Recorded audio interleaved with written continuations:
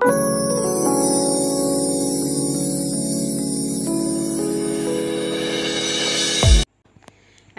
আলাইকুম ভিউয়ার্স, আপনারা সবাই কেমন আছেন? আশা করি ভালো আছেন। আমরা আলহামদুলিল্লাহ আল্লাহর অশেষ রহমতে অনেক ভালো আছি। তো আজকে আপনাদের মাঝে নিয়ে আসলাম একটা নাস্তার রেসিপি। তো রেসিপিটা যদি ভালো লাগে অবশ্যই একটা লাইক দিবেন, কমেন্ট করে জানাবেন কেমন হয়েছে। তো আমার চ্যানেলে যারা নতুন তারা অবশ্যই আমার চ্যানেলটিকে সাবস্ক্রাইব করে দিবেন। তো এই পর্যন্ত যারা সুন্দর সুন্দর কমেন্ট করে আমার চ্যানেলের পাশে রয়েছেন তাদেরকে জানাই অসংখ্য ধন্যবাদ। তো আজকে এই নাস্তা হচ্ছে আর কি মুরগির মাংস দিয়ে ঝাল পুলি পিঠা। তো ঝাল পুলি পিঠা তৈরি করার জন্য এখানে আমি নিয়েছি 3 কাপ ময়দা। তো এখন দিয়ে দিচ্ছি আমি 3 চামচ সয়াবিন তেল। এখন দিয়ে দিলাম আমি স্বাদ মতো লবণ। তো তেল আর লবণ দিয়ে খুব সুন্দর করে ময়দাটাকে মিক্স করে নিতে হবে। একদম এভাবে করে দেখতে হবে যে হাতে নিলে মুঠি হয়, তাহলে বুঝতে হবে এটা পারফেক্ট হয়েছে তেল দেওয়া আর কি। তো এখন হচ্ছে একটু পানি দিয়ে এভাবে করে একটা ডো তৈরি করে নিতে হবে। তো পানিটা একসাথে দিবেন না, অল্প অল্প করে পানিটা দিবেন, তাহলে খুব সুন্দর হবে। বেশি করে পানি যদি একসাথে দেন তাহলে কিন্তু ডোটা পাতলা হয়ে যেতে পারে। তো দেখুন এই যে আমার ডোটা কিন্তু রেডি হয়ে গেছে অলরেডি। তো এখন হচ্ছে আমি আরেকটু সুন্দর করে মুথে তারপর একটা ঢাকনা দিয়ে রেস্টে রেখে দিব। তো আমি ঢাকনা দিয়ে এদিকে রেস্টে রেখে দিলাম, আর ওদিক থেকে আমি সেই মুরগির মাংসটা রেডি করব। তো এই যে দেখুন মুরগির যে বুকের মাংসটা, তো এই মাংসটা আমি নিয়েছি। আর এখানে হচ্ছে মাংসটাকে আমি সিদ্ধ করে নিয়েছি। তো সিদ্ধটা আমি এখানে শেয়ার করলাম না। তো সিদ্ধ করে নেওয়ার পরে হচ্ছে আমি এভাবে করে হাত দিয়ে মাংসটাকে সম্পূর্ণ খুলে নিব আর কি, ছুটিয়ে নিব। তো এই যে দেখুন ছুটানো হয়ে গেছে। এখন হচ্ছে রান্না করার পালা। তো রান্না করার জন্য এখানে আমি ফ্রাই প্যান নিয়েছি। তো ফ্রাই প্যানে দিয়ে দিয়েছি আমি তেল। তো এখন দিয়ে দিলাম পেঁয়াজ কুচি, কাঁচামরিচ কুচি। তো পেঁয়াজটাকে হালকা ভাজতে হবে প্রথমে।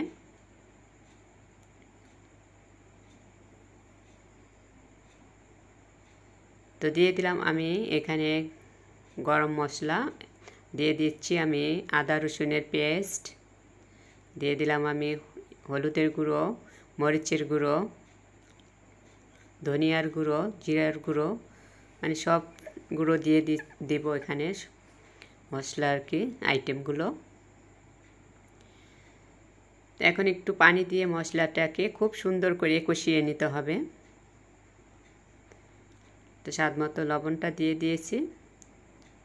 তো এই ঝালপুরি পিঠাটা খুব সহজেই তৈরি করে নেওয়া যায়। ঘরে যদি এক টুকরো মাংস থাকে আর কিছু ভেজিটেবল অ্যাড করেও আপনারা এইভাবে করে ঝালপুরিটা তৈরি করে দিতে পারেন বাচ্চাদেরকে।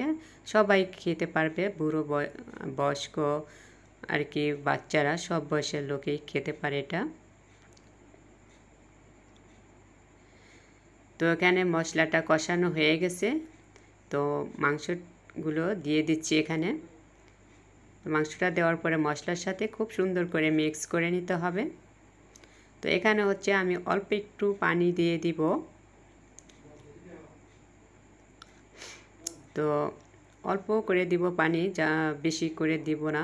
দেখুন আপনারা দেখতেই পারছেন কি পরিমাণ একটু পানি দিয়েছি, একদম অল্প, কারণ এটা যেহেতু মাংসটা সিদ্ধ করা, এখান থেকে তো আর পানি উঠছে না, এর জন্য। তো এখন হচ্ছে আমার আবার একটু রান্না করার জন্য যেটুকু লাগবে তো এই পরিমাণ দিয়ে দিচ্ছি, কারণ এখানে আমার সব ধরনের মশলা অ্যাড করা। তো একটুকু জালে তো আর মশলাটা মাংসের সাথে মিশবে না, এর জন্য আর একটু পানি দিয়ে তারপর হচ্ছে মাংসটাকে আবার রান্না করে নিতেছি।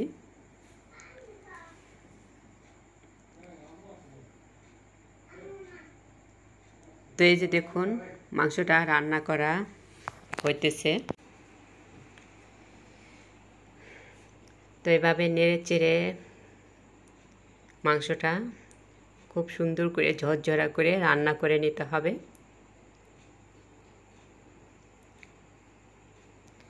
তো আস্তে আস্তে মাংসটা রান্না করা হইতেছে, আর মাংসটার কালার কিন্তু চেঞ্জ হয়ে যাচ্ছে দেখুন।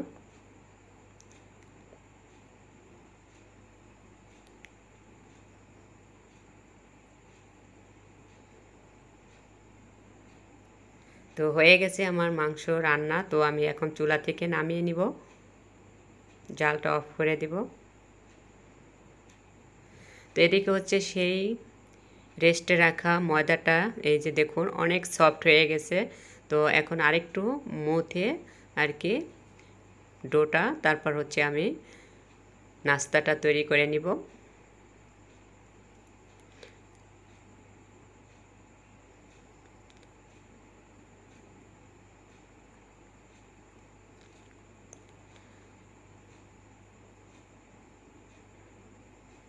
তো এই নাস্তাটা খুব সহজেই রেডি করা যায়। তো কয়েক প্রকার এই নাস্তাটা তৈরি করা যায়, নিজের ইচ্ছা মতো যেভাবে তৈরি করেন কোনো সমস্যা নেই।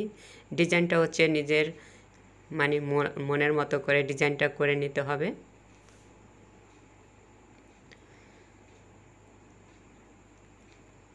তো যে কোনো মাংস দিয়ে এই নাস্তাটা তৈরি করতে পারেন বা ভেজিটেবল দিয়েও তৈরি করে দিতে পারেন। তো এখানে হচ্ছে আমি এই যে এভাবে করে লেচি কেটে নিয়েছি।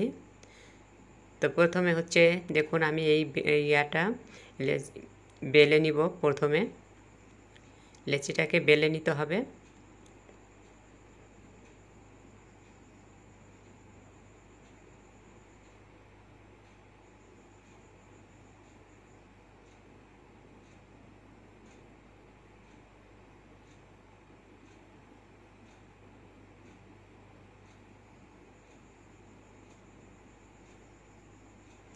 তো এখন হচ্ছে এখানে আমার একটা পুলি পিঠার সাজ আছে। তো এই সাজটা দিয়ে আমি পিঠাটা তৈরি করব। তো একদম সহজ, যারা না পারেন এই পুলি পিঠাটা রেডি করতে, তো তাদের জন্য কিন্তু একদম সহজ একটা পিঠা। এভাবে যদি হাতের কাছে আপনাদের সাজ থাকে তাহলে তো কোনো ঝামেলাই নেই। শুধু রুটিটা বেলে তারপর হচ্ছে এভাবে পুরটা দিয়ে দিবেন আর এভাবে একটা চাপ দিবেন, তাহলে হয়ে গেল পুলি পিঠা।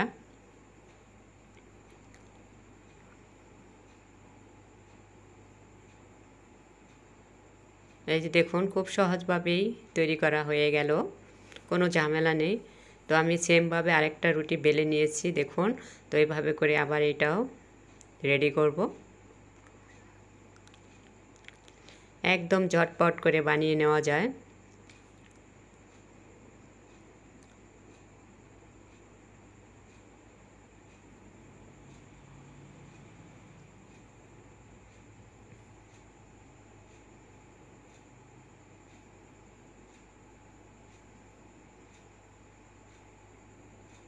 তো খুব সহজেই দেখুন রেডি করা হয়ে গেল আমার দুইটা পিঠা, কতটা সহজে। তো আমি আবার আরেকটা পদ্ধতিতে আপনাদেরকে দেখিয়ে দিব কিভাবে তৈরি করা যায়।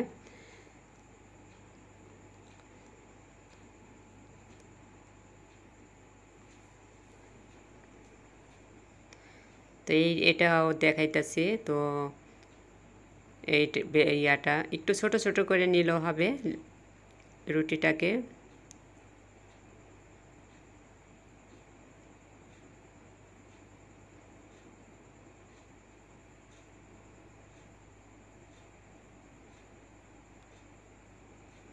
তো এইভাবে করে রুটি বেলে তারপর হচ্ছে এই যে একটা বয়ামের ক্যাপ উপরে, তো এই ক্যাপটা দিয়ে কেটে তারপর হচ্ছে বানিয়ে নেবেন। তো আমরা তো প্রথম মানে আগে সাধারণত এভাবে করেই পুলি পিঠাটা তৈরি করি সব সময়। তো যাদের কাছে শ্বাস নেই তাদের এভাবেই তৈরি করতে হয়। আল্লাহ আপনি যেটা দিয়ে কেটে নেন না কেন, স্টিলের গ্লাস দিয়েও কাটা যায়, খুব সুন্দর হয় সেটা। তো এইভাবে করে হাত দিয়ে নকশি করে নিতে পারেন। হয়ে গেল দেখুন খুব সহজভাবে আরেকটা ডিজাইন।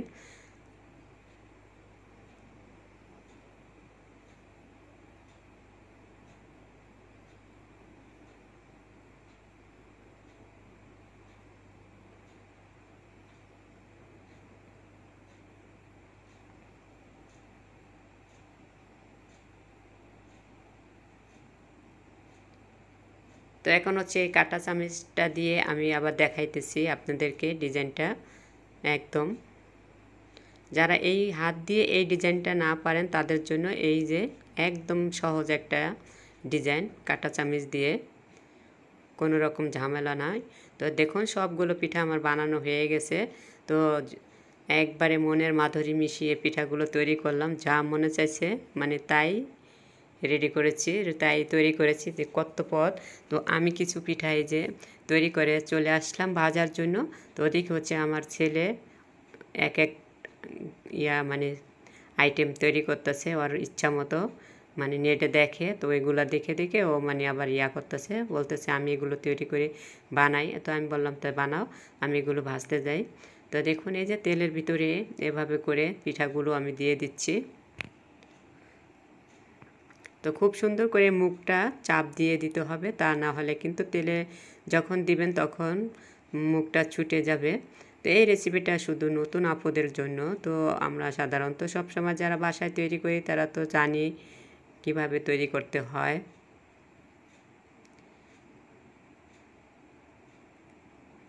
তো অনেক আপুরাই মনে করে এটা অনেক ঝামেলার একটা পিঠা, তো কোনো ঝামেলা নেই, আপনি একটু সময় নিয়ে পিঠাটা তৈরি করে খেতে পারেন পরিবারের সবাইকে নিয়ে, কোনো সমস্যা নেই, কোনো ঝামেলা নেই।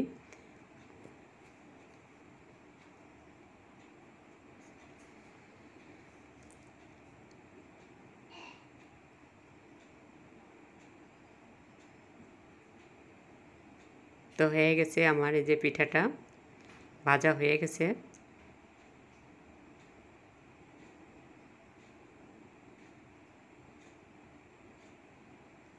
এভাবে একদম উল্টিয়ে পাল্টিয়ে মিডিয়াম আঁচে জাল করে পিঠাটা তৈরি করে নেবেন, একদম মুসমুসে থাকবে।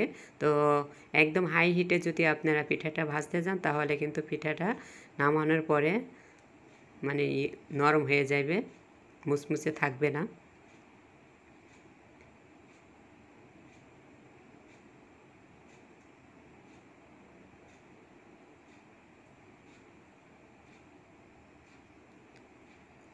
তো হয়ে গেছে, তো বাকিটা আমি এইভাবেই সেমভাবেই ভাজবো পিঠাগুলো, খুব সুন্দর করে নেড়ে চেড়ে একদম মুসমুসে করে ভেজে নেব।